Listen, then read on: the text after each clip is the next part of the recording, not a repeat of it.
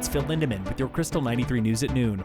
A skier was caught, carried, and hospitalized by a large wet slide in the Sky Chutes on Saturday. Sky Chutes are on the west side of the Tenmile Range, easily seen from Copper and accessed from Breck. Colorado Avalanche Center says a group of 3 dropped into the CAIC chute just after noon Saturday.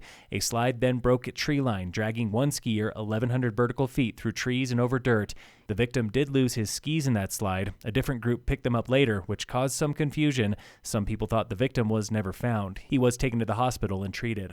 Today, avalanche danger is generally safe at every elevation in Summit and the Vail area. Forecasters still warn of wet slides. Move cautiously.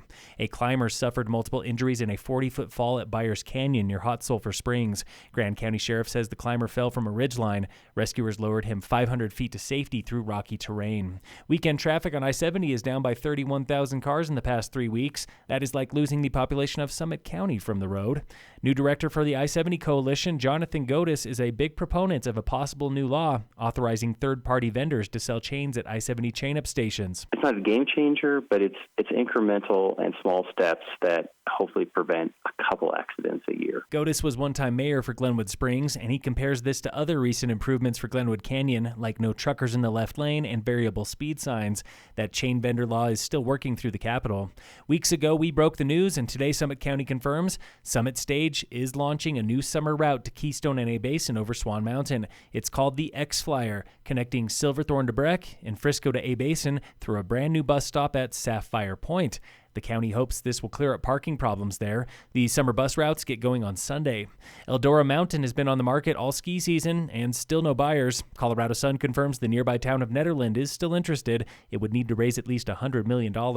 Meanwhile, Eldora's owner Powder Corp has pulled Mount Bachelor off the market indefinitely. Powder's flagship resort Copper, that was never up for sale.